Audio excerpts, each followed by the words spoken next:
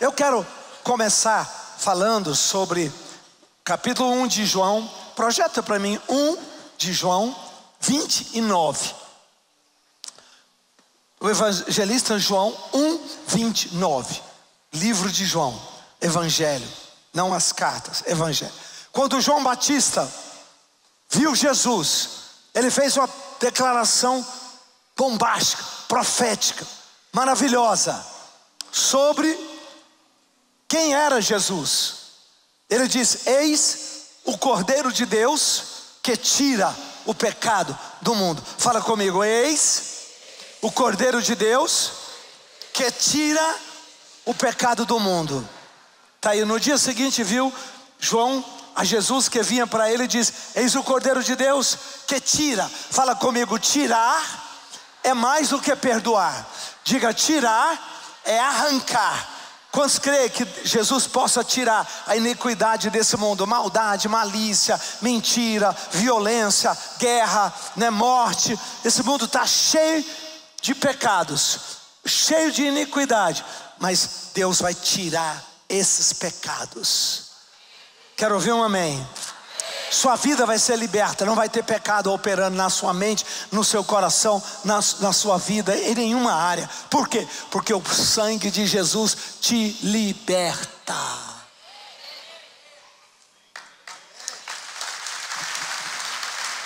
E olha, se alguém que sabe o que é isso, sou eu. Porque eu não nasci num lar evangélico, eu era espírita, e eu tinha muito pecado na minha vida, mas muito, violência, ira, sexo. Era um doido, maluco. Quando eu encontrei Jesus, arrancou. Eu sei o que é esse versículo na minha vida, na minha experiência. Você não precisa ser atormentado, você não precisa viver uma tormenta de medo, depressão, guerras na mente, guerras nas vontades, nos desejos, guerra na empresa, guerra de relacionamento briguento, explosivo, guerras. Pessoa olha para você, você olha mais alto, fala com você, fala mais alto, fala: está amarrado em nome de Jesus. Olha para teu irmão e diga: Deus providenciou a sua libertação, providenciou a sua vitória. Diga: tem vitória completa para você, debaixo do nome e do sangue de Jesus Cristo. Tem vitória. Interessante que João usa uma figura de um cordeiro. Eis o Cordeiro de Deus. Por quê? Porque quando João falou isso, estava perto da Páscoa. E o judeu, na Páscoa, eles sacrificavam e sacrificam até hoje um cordeiro. Por isso. Então, todo Israel daquele tempo ficava na expectativa do cordeiro. E quando Jesus veio, João fez uma palavra que todo mundo entendia. Porque quando Moisés ordenou a Páscoa, que celebramos mês passado, quando Moisés ordenou a Páscoa, ele falou: vocês vão comer a Páscoa sacrificando um cordeiro. E aí Moisés fala: vocês vão comer a Páscoa com lombos cobertos, cajado na mão e sandália nos pés. Êxodo 12, versículo 11. Mas aí, cada um desses gestos tinha uma simbologia. Como assim? Para você sair do Egito, Egito é o lugar do pecado. Quero ouvir um amém. Então, quando Israel saiu do Egito, cumpriu isso. Israel estava saindo da terra do pecado. Israel estava saindo do território onde o pecado era forte, onde Faraó dominava, onde Faraó mandava.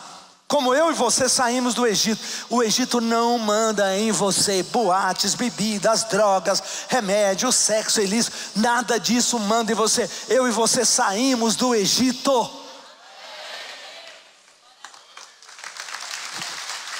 Levanta a mão e diga: eu recebo essa palavra. Olha para o seu irmão, dê um sorriso e diga: Deus te fez cidadão de Canaã, terra da plenitude. Você não é cidadão do Egito. Saia daquela terra. Lá só tem dor, lá tem sofrimento, lá tem morte. Em Canaã tem tudo que Deus preparou para você e para mim e para nós. Aleluia, amém, glória a Deus. Então, João linkou a visão do cordeiro lá em Moisés. E ele diz: saia do Egito, né? Eis o cordeiro de Deus que vai ser sacrificado para tirar vocês, que tira o pecado do mundo. Eu estou pedindo essa palavra, Senhor. Está escrito: tira o pecado do mundo, tira o pecado do Brasil, tira o pecado da injustiça, da roubalheira, da corrupção, tira o pecado da idolatria, tira o pecado da violência, tira o pecado das drogas. Quantos concordam que Deus pode tirar o pecado dessa nação? Levanta a mão e diga: avivamento. Deus vai soprar um vento, muita gente convertendo, milhares de pessoas, milhões de pessoas, entregando a arma, entregando a droga, né? Fazendo um pacto com Deus, de ser gente honesta, gente pura, gente diante do Pai. Estou chamando a existência a isso. Deus vai agir, concorda? Então, fala comigo: para sair do Egito, fala cobertura espiritual. Faz assim, ó, lombos cingidos. Diga cobertura espiritual.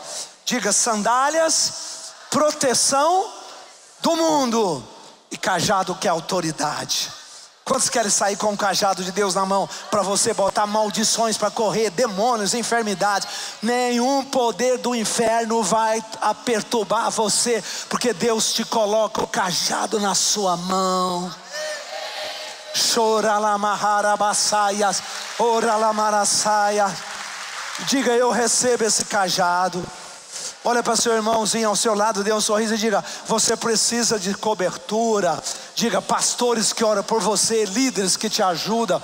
Não vai para a batalha sem cobertura, sem cajado na mão, sem sandálias nos pés. Amém? O apóstolo Paulo, eu estou fazendo uma rápida recordação lá.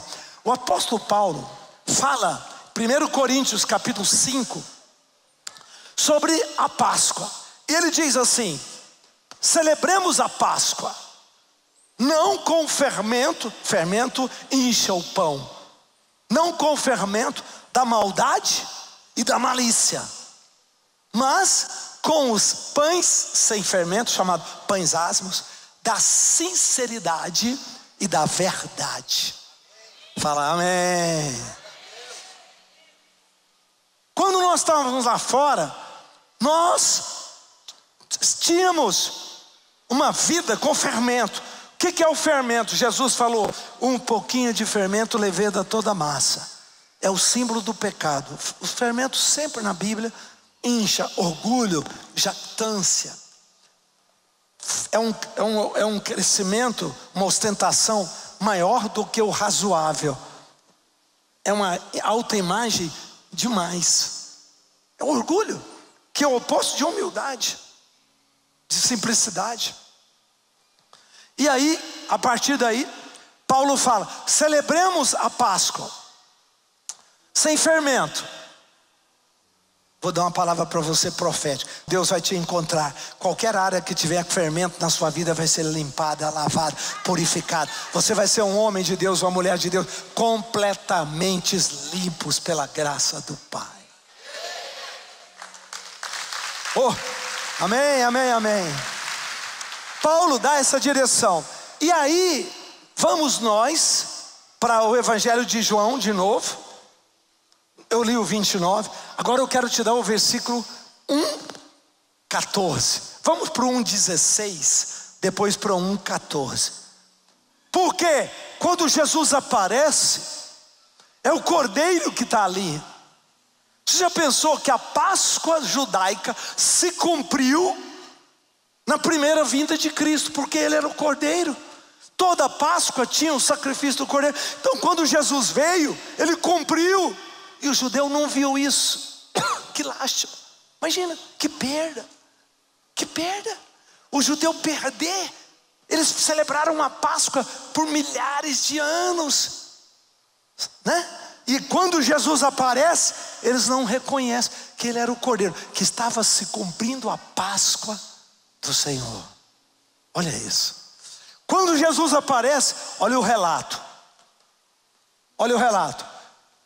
Todos nós temos recebido da sua plenitude e graça sobre graça. Vai para o 14 para mim, por favor. Versículo 14. Depois a gente repete o 16. E o verbo se fez carne. Fala, graças a Deus. Quantos concordam que ter Jesus aqui nesse mundo, que habitou, que viveu, que tornou carne, que viveu como eu, como você, que passou pelas mesmas dificuldades, teve sede, teve fome, né?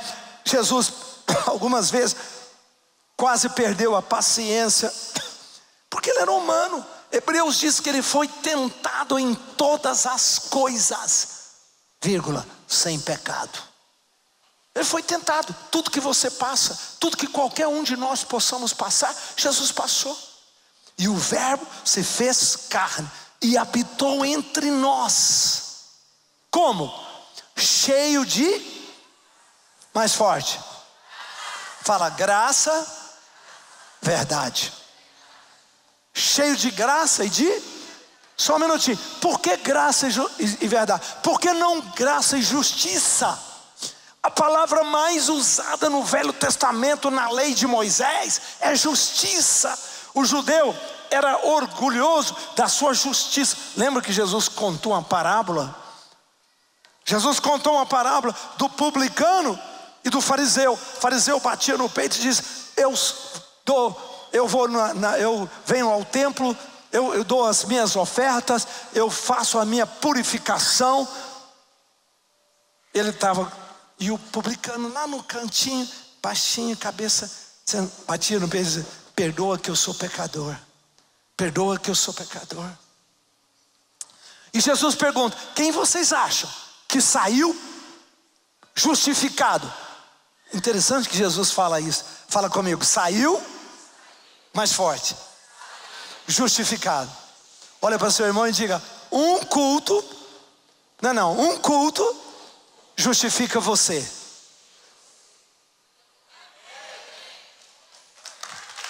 Olha isso. Jesus diz, eles dois foram para aquela reunião. Então eles dois se apresentaram no templo, um com espírito arrogante, o outro quebrado. Jesus diz, o publicano voltou coberto. Depois que você chora, depois que você ora, depois que você arrepende, depois que você se derrama, ele te cobre. Satanás não pode acusar você, a doença não pode te tocar, maldição não chega na sua vida. Sabe por quê? Porque você foi justificado, como o publicano foi. Dá uma salva de palmas forte, gente. Como o publicano foi. Só um minuto.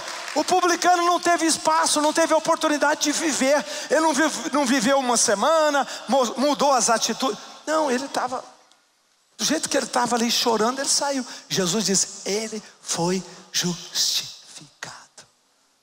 Por isso que ele diz, graça, faz assim com a mão esquerda, a mão da graça. Fala, graça, põe em cima da direita e diga, cobre a verdade.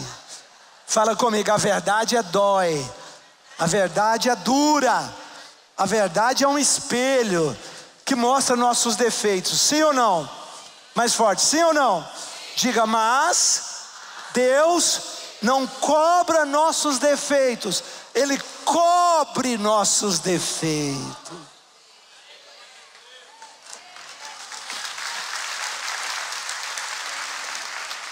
A lei cobra seus defeitos, olho por olho, dente por dente. Tu errou e tu vai pagar, tu vai você vai ter. A lei cobra, a graça cobre.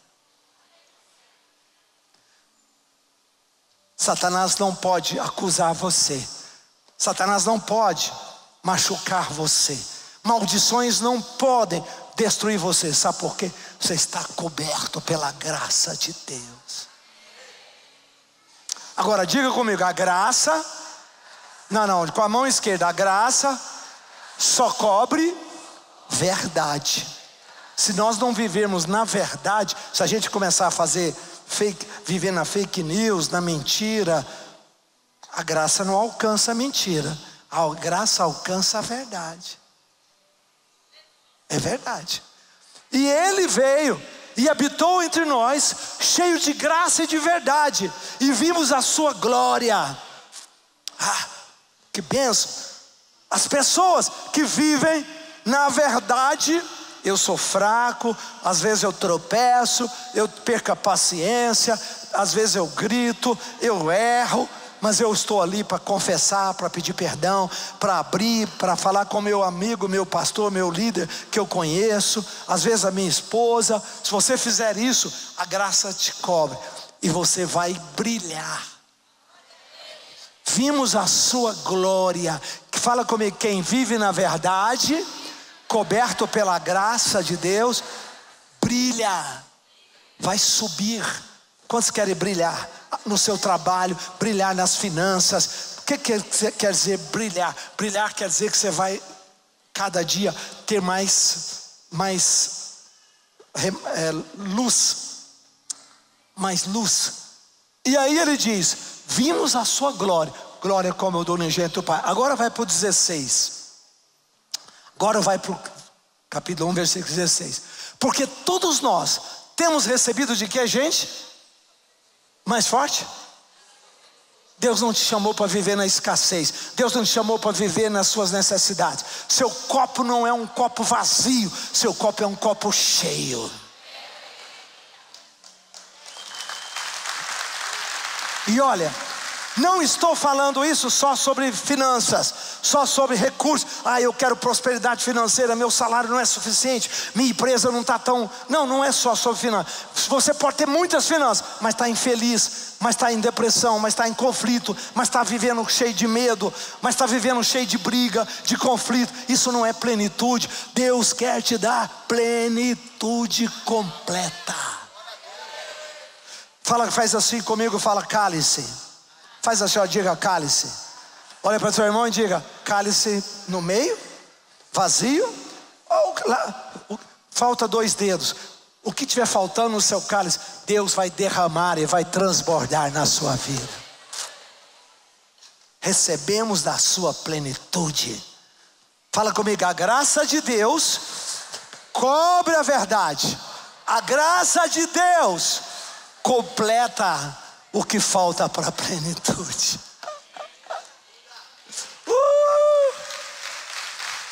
Bem forte, diga: eu recebo essa palavra. Não é fantástico isso? A graça de Deus atua em 2 coisas. Primeiro, ela cobre a verdade. Segundo, a graça de Deus completa o que falta para chegar num nível chamado nível da plenitude. Você não vai viver em escassez. Aramachaia, você não vai viver escassez, não vai ter escassez da sua saúde, você não vai viver perrengue que fala, né? Doença aqui, doença ali, não, fala sai, fora, diga em nome de Jesus. Você vai viver com a cabeça erguida, você vai viver com o sorriso nos lábios, você vai viver com a vida feliz. Jesus disse: eu vim para que tenhais vida, e vida em abundância. Jesus disse: até agora nada pedistes, pedi e recebereis, para que a vossa alegria seja completa. Olha para teu irmão e diga: o que te faz sorrir? O que você precisa da graça de Deus para essa semana ser uma semana alegre, abençoada? Levanta a mão e diga: está chegando para você esse milagre, essa providência. Deus vai derramar graça na sua vida, para que o que você esteja vivendo, você vai ter plenitude.